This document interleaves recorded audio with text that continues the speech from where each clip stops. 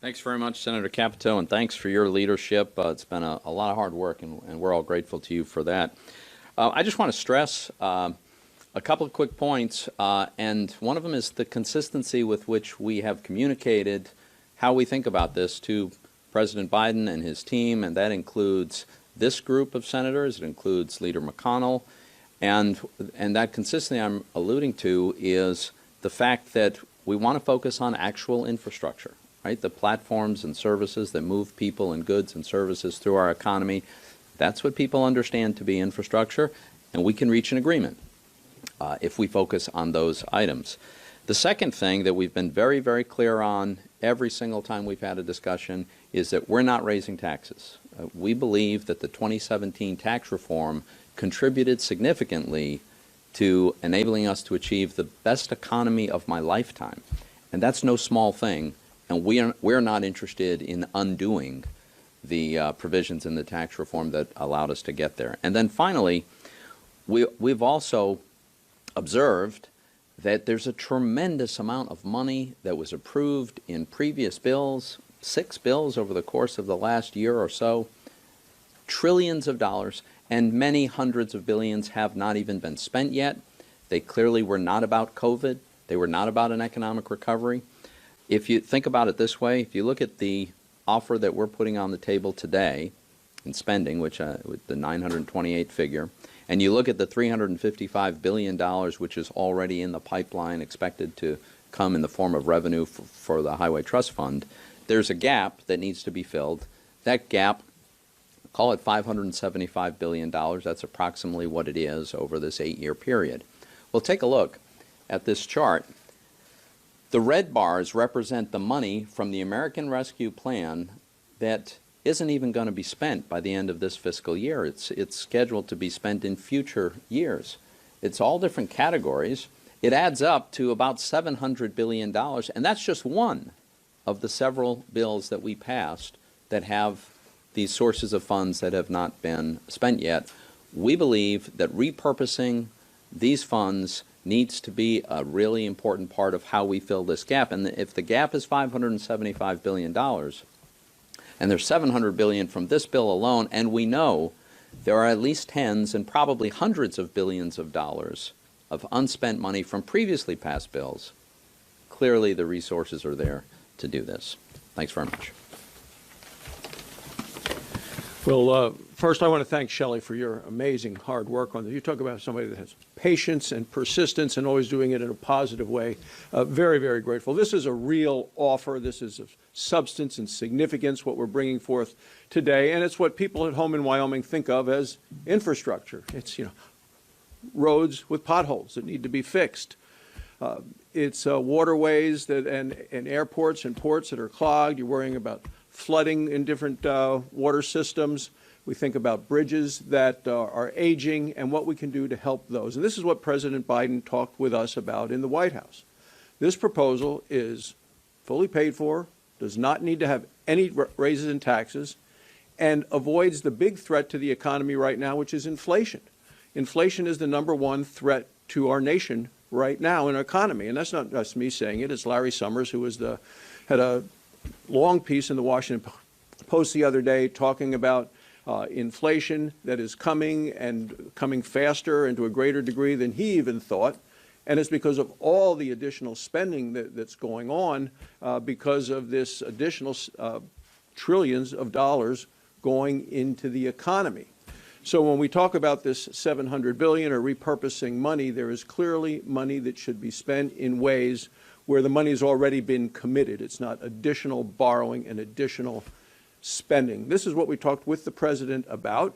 This is what he has asked for from us, and this is something that can actually pass. What we're proposing today could pass in a bipartisan way, and of the old nickname for Joe Biden is Middle Class Joe. This is something he would normally be for, and this is something that the middle class of America would say, yeah, this makes sense to us.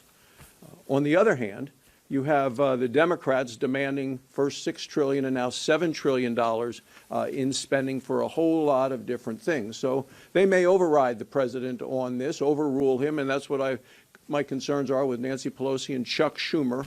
And what is basically socialism camouflaged as infrastructure, which is the direction that they're heading, with massive tax increases, which are going to hurt the economy, massive spending.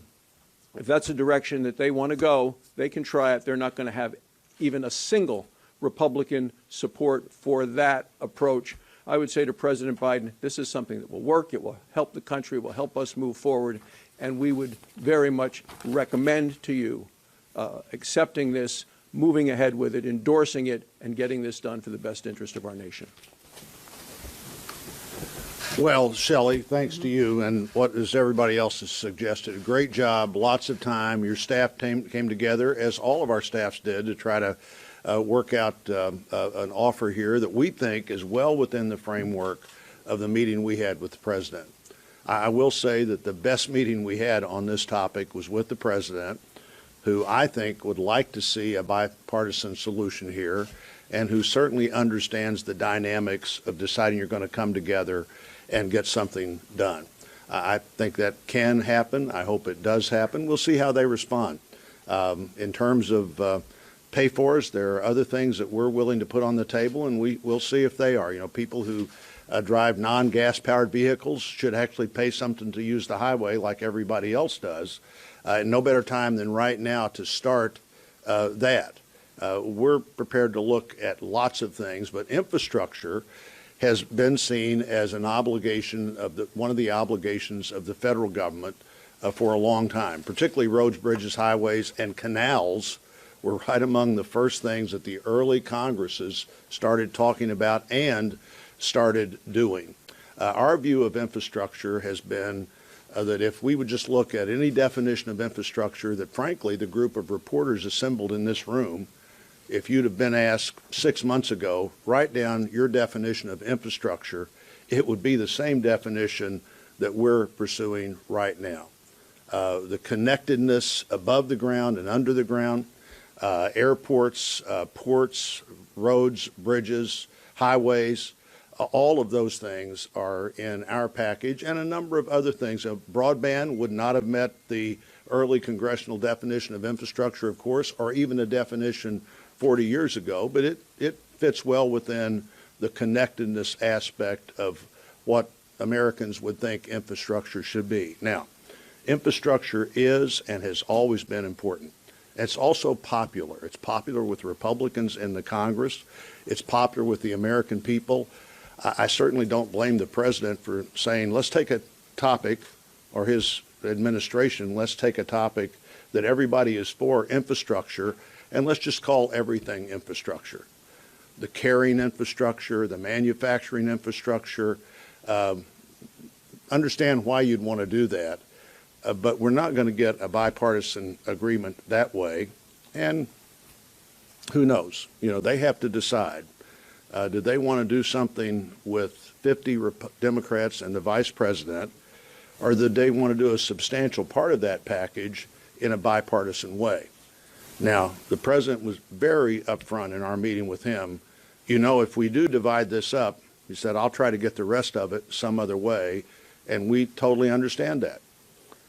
Matter of fact, we don't mind debating the things in the other bill and see if that's what the American people want to do, but let's not do it under the guise of infrastructure. So from the very start, our guidelines were no changes in the 2017 tax bill.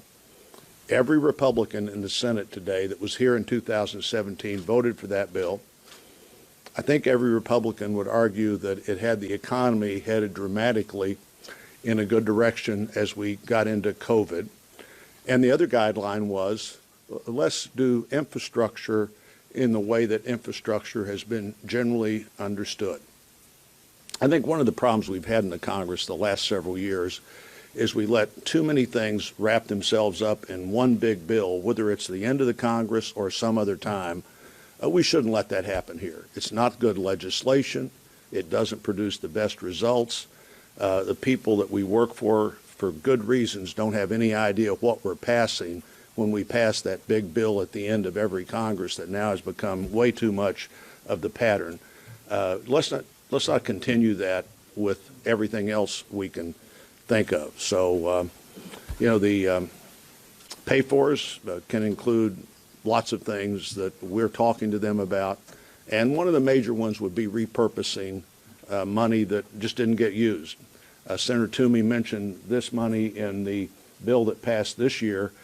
There's a lot of COVID-specific money in the other 5 bills that we just didn't need to spend for what we thought we need to spend it for. You know, we spent a year guessing.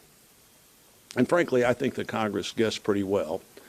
And probably the story of 5 bipartisan bills when we needed them hasn't been told as vividly as it should have been told. Some of the things we put in those bills worked really well, like the Paycheck Protection Plan.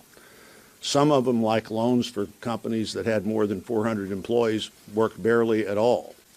Many of the columns on how much we'd need for this and how much we'd need for that just simply didn't get used up.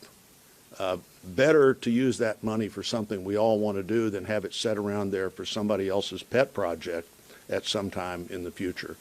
So again, thanks to my colleagues. I think we've had good discussions with the administration. Hopefully we'll find out today that those discussions were all in good faith and that they want to talk further about how we pay for the $900+ billion package that we're offering. By the way, any of these numbers, $500 billion, $600 billion, $900 billion, any of these numbers would be the biggest infrastructure bill ever put on a president's desk by a Congress. Surely we can figure out how that's a win, not a place to turn around and everybody go home.